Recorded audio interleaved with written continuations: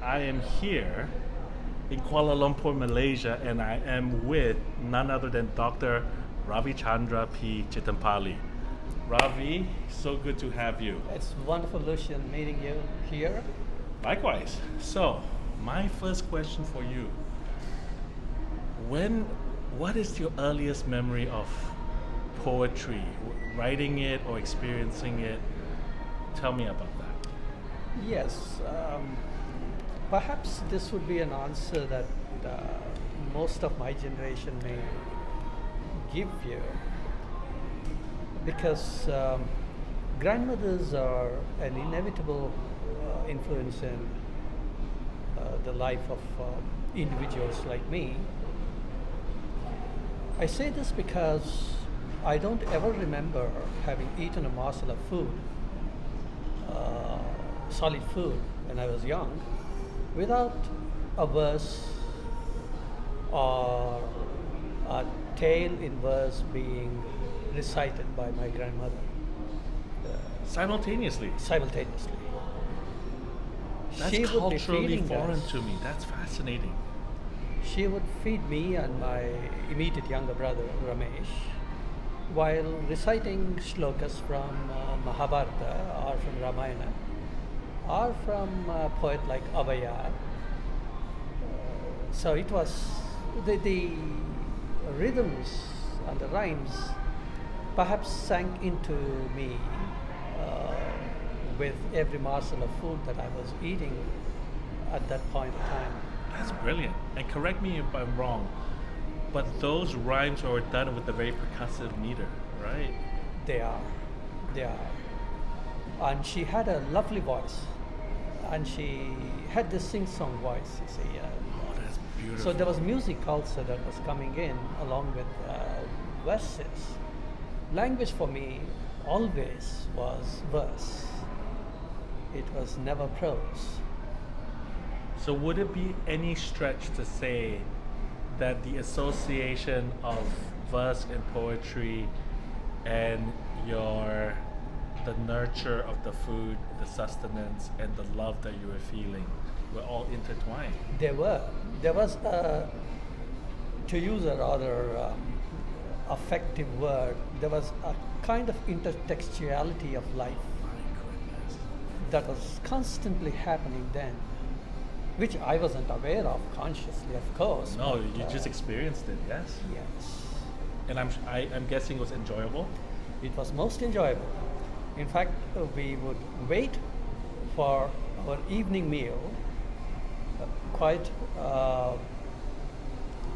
eagerly because of the stories, because of the narrations. That's so cool. Seriously, I've never experienced anything quite like this or heard about this in any other culture. Of course, we talk about lullabies and being sung to sleep or when you're not well, but to have a tradition where it's a daily thing, Yes, it was. that's just cool. It was cyclical. She would finish with one epic and then go on to the other epic. And then she would finish Oh my that goodness. epic and then come on to this epic. So she is So- narrating The entire cultural, epic. yeah. Yes. Oh my goodness. Now, okay, so now let's calibrate. Is that common to households from your part of the world? Is that normal? I would fondly believe that it was Okay. not an uncommon occurrence. So it really is a cultural thing that you enjoyed because you were from that part of the world. Yes. And wow, that's fantastic. Wow, that's certainly unique. Right there, that's worth showing up to find out because that's just blowing my mind how cool that is. So that's the beginning, right? That's your alpha. Today, decades into it, what place does poetry have, spoken word have in this complex, chaotic, tumultuous world? Perhaps much more today than it ever had because of the amount of ports of contact that are available to an individual, much more than history ever allowed individuals to access. And there are more people who read poetry, who listen to poetry today than perhaps in Elizabethan England or Because of the access. because of the access, because nothing is there are no boundaries that cut you off from something. Right. Back in the day, the limitation was accessing the library, being of a entitled, privileged Absolutely. family to access such libraries. Versus today, you can Google it and pretty much get it. You can access poetry from across the world Right. at your fingertips. Right. Touching the different Yes. libraries. And people don't have to go to school to learn poetry today because of the kind of. Today, poetry is being read in pubs, poetry is being read in public places. Right. The only thing is you'll have to look for it. I understand that you've got quite a scope of literary experience and penchant for the material.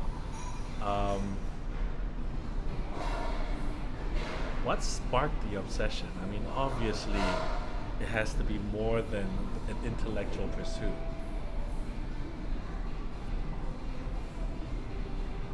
Perhaps the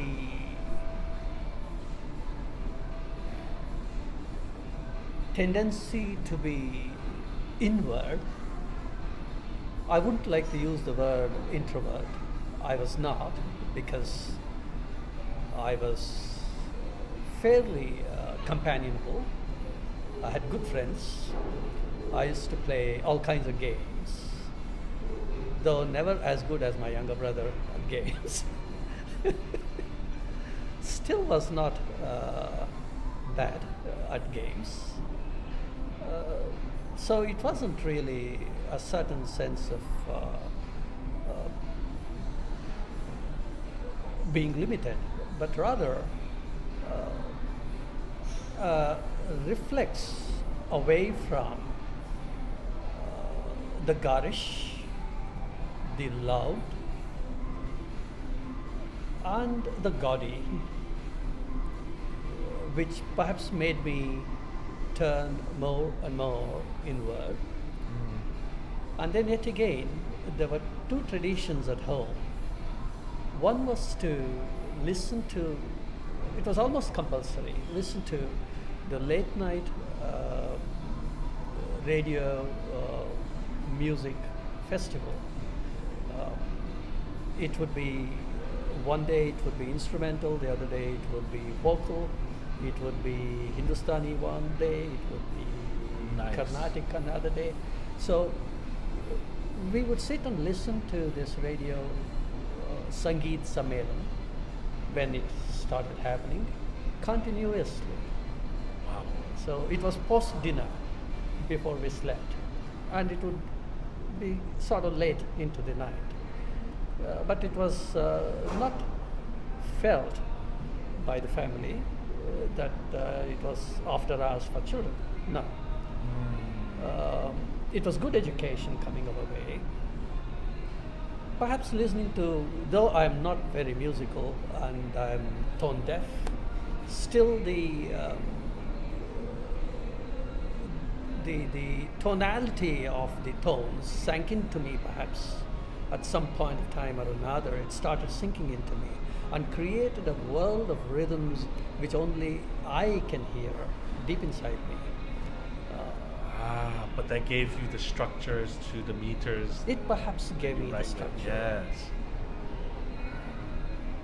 And then there was the other tradition of reading. We had a fairly good library at home, a library that was developed by my uncles.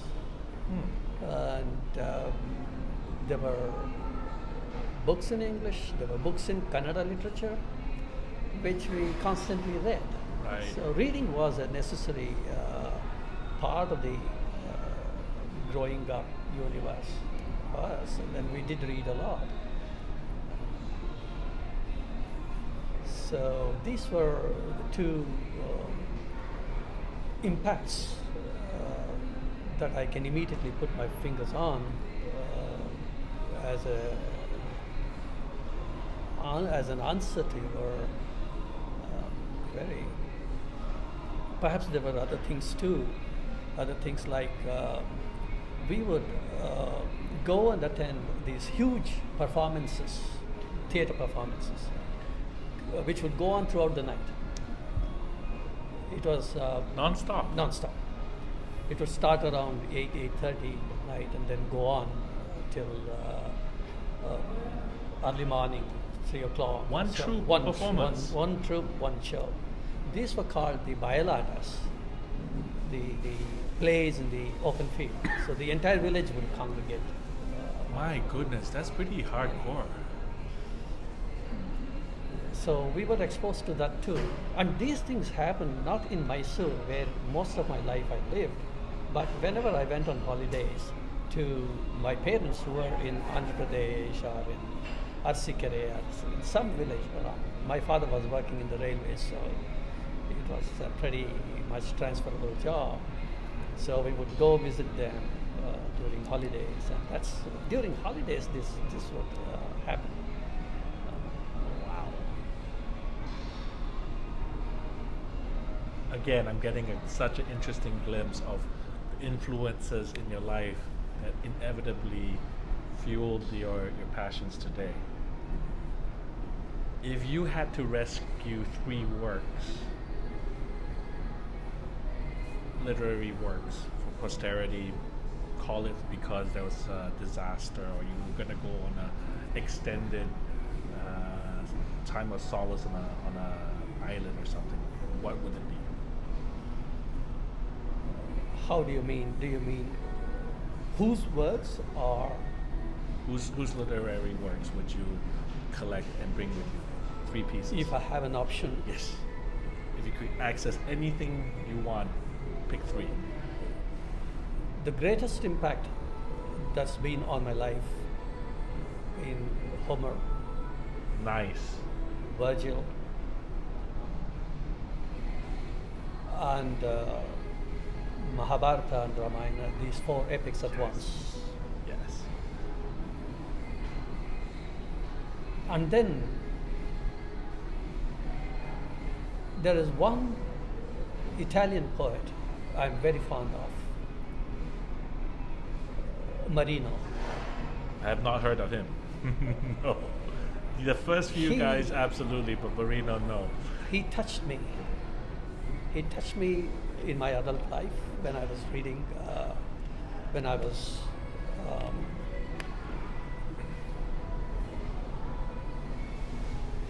reading voraciously poetry.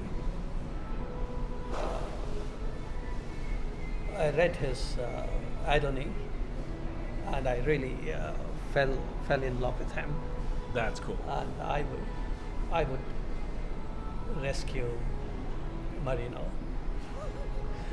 The first 2 pieces you mentioned, I mean, his name recognizable. They're the great classics. This one I'm curious about. I'm gonna have to Google this after the interview. So, fantastic. There is one particular line that I would like to mention in this instance. You would know why I'm thinking of it. He talks about Venus descending on Earth to meet Adoni. How does he describe it? When she steps, a thorny bush fell in love with her fair feet and lifted its head and kissed, and there arose the rose on earth that rose red in heaven. That's clever. That's very clever. It's kind of an amazing mythopoeic, construct. Yeah, there's a meter, there's a play on words, there's a play on imagery, there's layers of that. That's really clever. It's something that I'm always attracted to. Like John Donne is one of my favorites. Eliot, of course, was the altar at which my generation knelt at the time. It was the datum, right? Yes. To which everything was compared. And pound was extremely difficult and therefore the challenge. We would read him,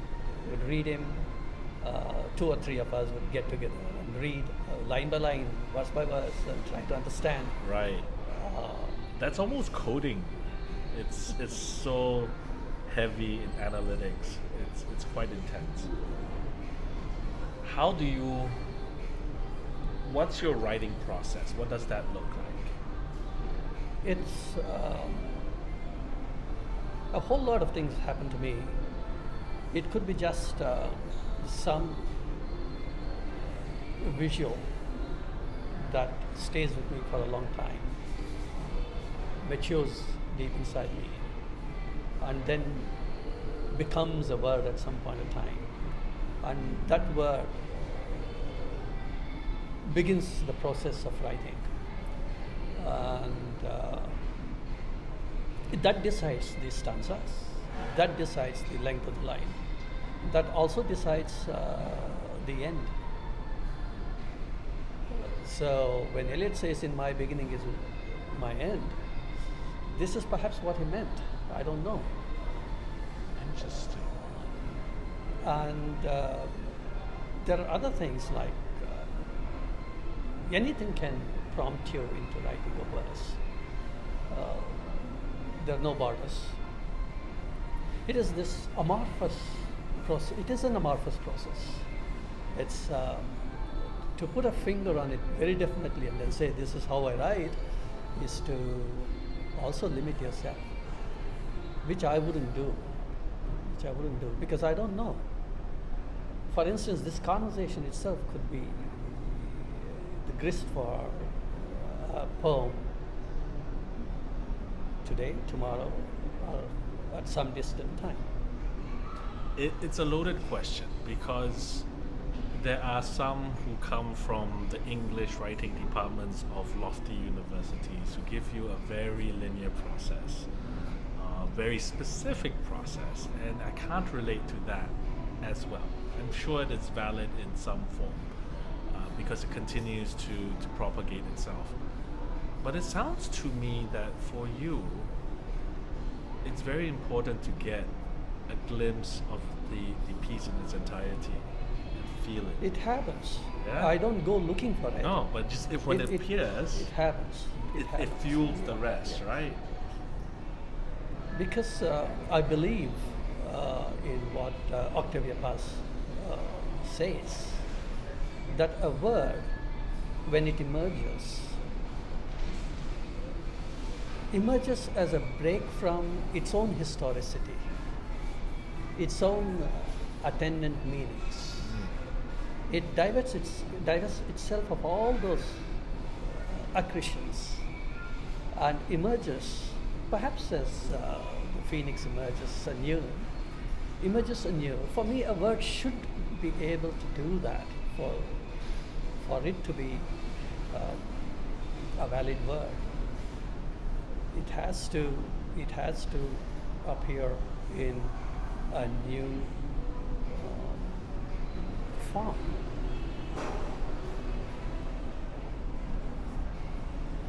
Now that you've worked with the scope of some of the contributors in the Singapore Poetry Writing Month, what would you offer in terms of encouragement to somebody who's grappling with, am I a poet? You know, I write, but how do I move past the beginning? Like I do. Allow it to submerge you. Unless you get into the river, you cannot experience the river. I love that. So if you don't want to get your feet wet and yet want to receive the benediction of the river, of the waters, to experience the current, the undercurrent, the surface current, the counter currents. It won't happen. It will only come to us as a second-hand experience. It will come to you. It will come to you. Because anything important doesn't escape anybody. But it will not be immediate. It will not be a felt experience. It will not be, it will not sink into your bloodstream. It won't become the impulse. And poetry, in order to be poetry, should first be an impulse.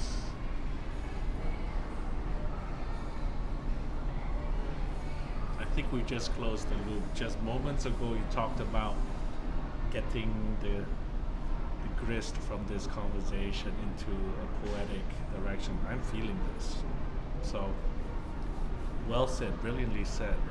You can't experience the river unless you get into it.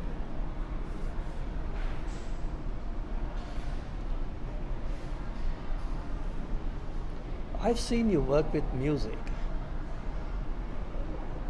And somebody like me who has no ear for music necessarily has to be amazed at the way you can bring together such disparate images and what I can never understand the mathematics of it. How do you manage to Yes. bring them How do you together? syncopate? How do you align? It's actually a very odd situation. I used to struggle with it at length. It's a lot like the loping rhythms of the tabla. If you try to count it, you no longer feel it. If you feel it and you don't count it, you worry that you are on point. What eventually happens, I hear from those who commit to it for some time, you do a little bit of both, but you enter this very meditative state where you become the meter, you become fully immersed. There's not much distracting you, but you have this sense of freedom, so you're not counting it analytically. You feel it in its entirety and you trust that your being is in sync with it. It's a slightly euphoric, intuitive state of being. When I do what I've done recently, I cannot go into edit mode. I cannot evaluate because it shatters the moment of the intuitive alignment. What instead happens is I have to trust that as my being emotes, the song, the dance, the lyrical flow, at some point it aligns. And if you see some of it, there are times when it aligns and it diverges and it's completely atonal and off and it comes right back together. There's a certain rhythm and pattern to it. And it's not conscious. I can't force it. The really silly thing and remarkable thing is when I did Silent Magnolias, I did it in 3 completely different parts. But when I came to post-edit it matched. To my surprise and delight, it actually matched. I didn't have to do a lot of digital trickery to force it. Yeah, didn't auto-tune it, didn't lock it into it. And what's lovely about this is you can see the organic, gentle mesh, and it diverges. It's almost like watching palm leaf wave, and then all of a sudden they wave together, and then they come out of pattern again, and then they form the same rhythm. And when you notice that, there's something very soothing and natural versus if I scripted it, then it feels contrived. Okay. And all I'm trying to communicate with that piece is a sense of what I'm feeling. I don't know for sure if you're mirroring what I'm feeling, but if it attracts you and lures you into a similarly euphoric state, then I've done my work. In the words of the fringe artists, they want you to experience the performance, not just hear it, not just feel it. They want you to actually experience it to the point where you can now respond with something similar, which is why it was very fun for me to respond to Thomas's words under silence, because I felt what he was doing, and I took that and turned it into Silent Magnolias. And I would hope that somebody would see Silent Magnolias and take it to another tangent. That'd be a sincere compliment. See, this is perhaps what we are forgetting today when we talk about poetry, because poetry began as a performance. Yes. It was not. It's an oral tradition, yeah? Yeah, I mean, it was not meant for the classroom or for a salon, performance. No, it was. It was a sublimating experience for a community. The poet was a very ordinary human being. Perhaps somebody who lived by it. That was his talent. And a talent necessarily needs to be exhibited to earn a living. Yeah. So, it's interesting you talked about the fringe performance of fringe poets. They are necessarily going back to that tradition without their own knowledge. They are creating a community, Yes. which sadly was absent all these years. And one of the finest things that's happening today for poetry is the reviving of the community, the reviving of the audience. And if books of poetry don't get sold, it doesn't worry me at all. You're such an unpaid poet. Because it's finding itself a new dynamics, and it is the dynamics of performance. Well, it's starting to come back to the origin of this conversation. Obviously, you did not have a page poet exposure No. to all this. You had a multi-dimensional exposure. It's actually much more experimental art in its packaging.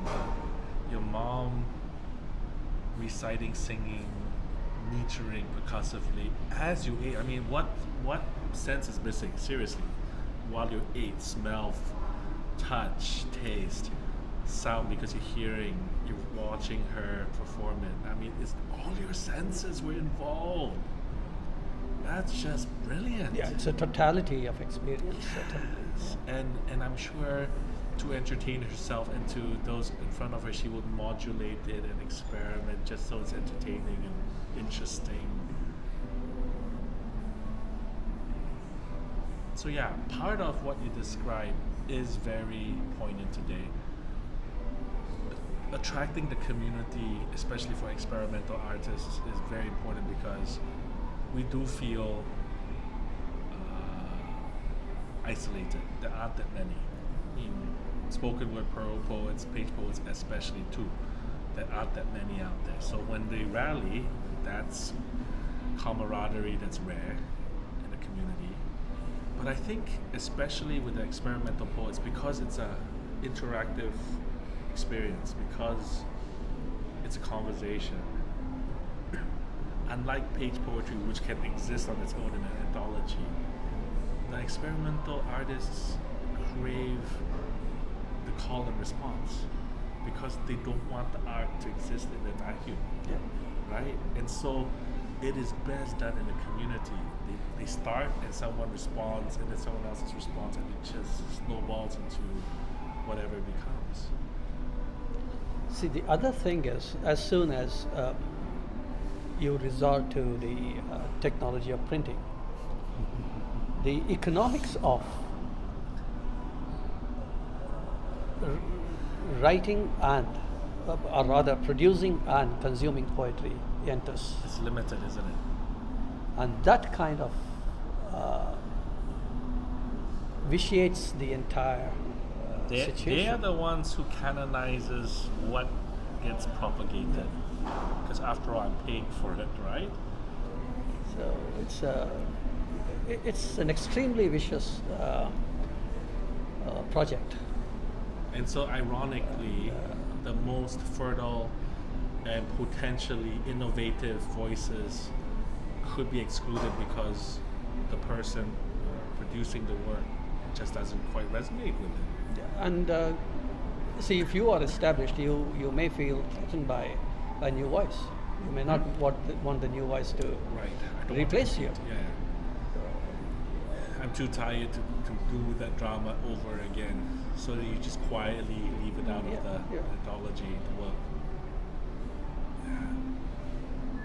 That's unfortunate.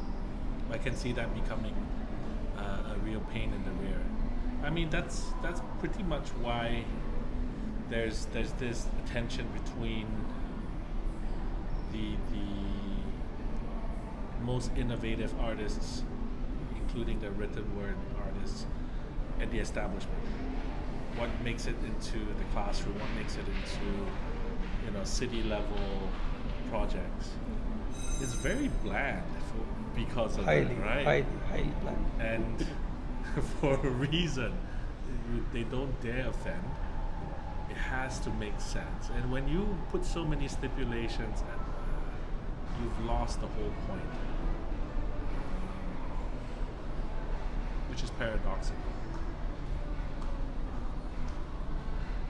Very cool. I'm definitely enjoying getting this glimpse. If you're just checking this out, you are experiencing, I've got to meet Dr. Chittampalli.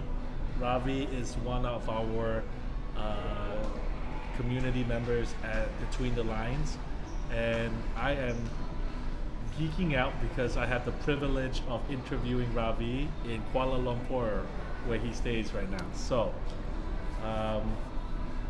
check out Q's Blue World's Facebook page for other events coming up, and Poetic Spit's YouTube channel for more episodes of I've Got to Meet You. Lucien, thanks very much. This was absolutely a surprise, a total surprise. I didn't expect this, that you would interview me. I thought we would just meet, perhaps over a drink and have a meal together. We can still do and that. Then, We can still do the drink and the meal. And then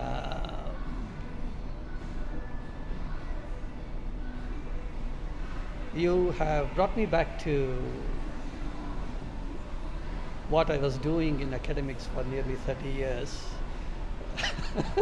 Hopefully in a fun way. Oh yes, I Okay. enjoyed it. I really enjoyed it. Fantastic. Well, it's been a pleasure. Thank you very much.